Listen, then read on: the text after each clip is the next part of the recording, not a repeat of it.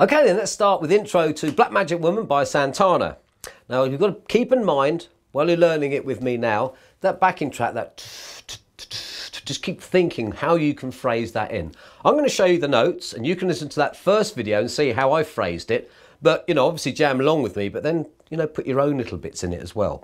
It's not 100% true because I haven't sort of tried to fit everything all around the slight chord change or the slight emphasis on the beat. What I've tried to do is just jam over the top and have a laugh. And that's, I think, is the beauty of it. You can refine it to take it one step further, but this is all about sort of improvisation in a way. So the original for Santana's Black Magic Woman is all based around the D pentatonic scale with another couple of variations. We're in A, so we're going to take everything down, so you won't be able to play along with the record. And the first two bits we're going to show you are this. I'm going to show you is this. Okay, so you're fitting it.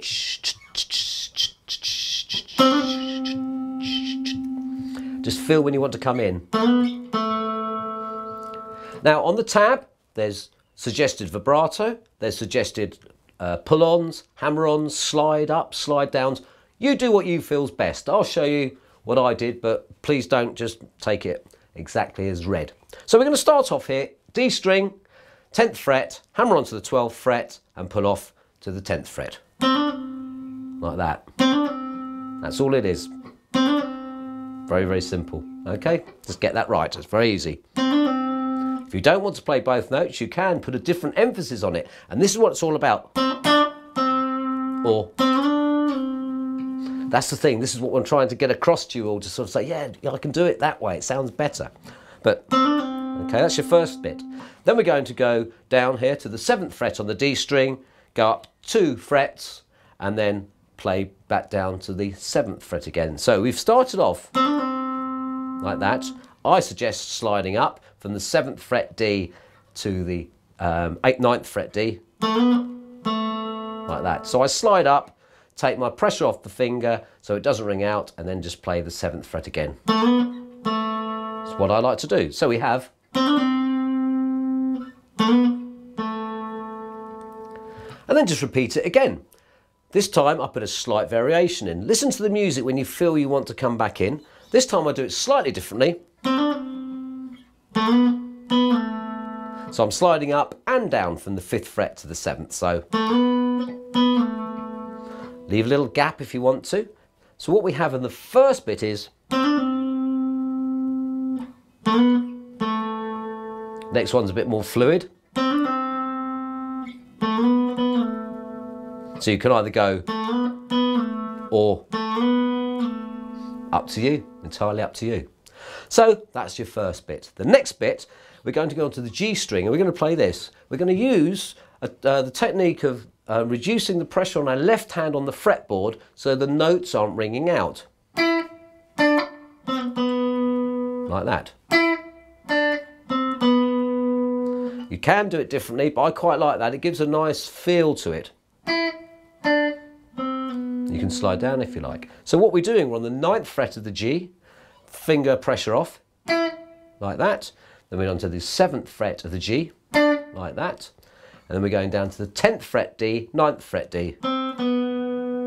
As I say, you can slide it if you like. Or, and the last bit goes like this. Again, you can slide it or you don't have to. And this last bit is the 7th fret G, 10th fret D string, 9th fret D string, and then if you want to slide down to the 7th fret on the D string. So it's like this. So put those bits together, nice and slowly, we have.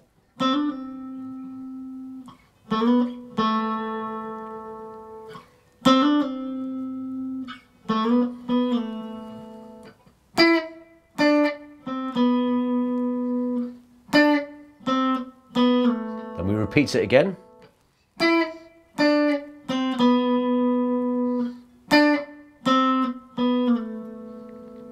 So as well as the phrasing, try and play some notes slightly harder, some slightly softer. And that's quite well emphasised in that last one.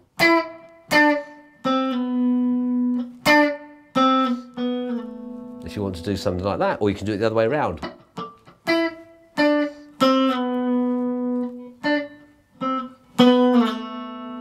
Entirely up to you. Okay, so that is the first riff. When you've played that riff, we're going to do a very, very simple little run up that goes like this.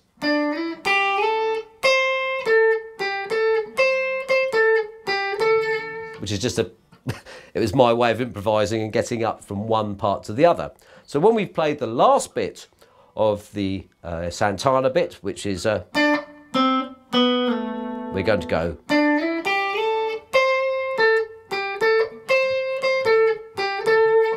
So we're going to do 7th fret on the G string, sliding up to the 9th, like that.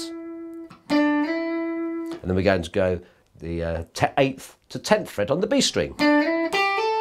Now, I can't even remember what I did. I might have slid up, I might have hammered on, I might have played both notes. Doesn't matter. Or, sounds a bit better actually.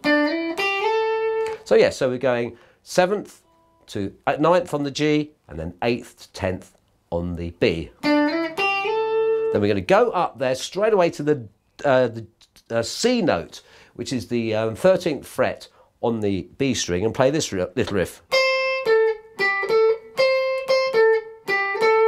Put some vibrato if you like. So it's the 13th fret on the B string, 14th fret on the G string, and the 12th fret of the B string, the G string, sorry, the G note.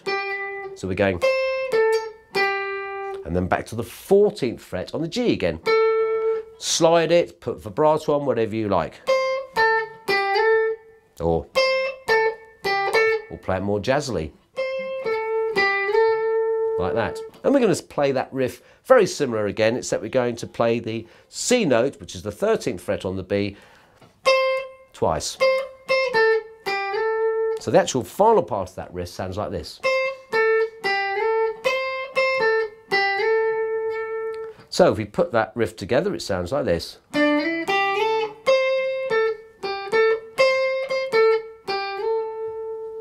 So I'll just play the last couple of bits of the Santana riff and you'll see how it fits together. Okay, here we go.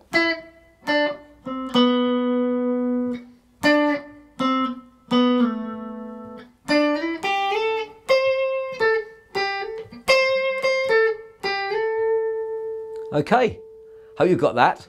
Get your finger, go down to the G string on the 12th fret, and then you'll just automatically roll into the beginning of Sultans of Swing. And I'll show you that on the next video.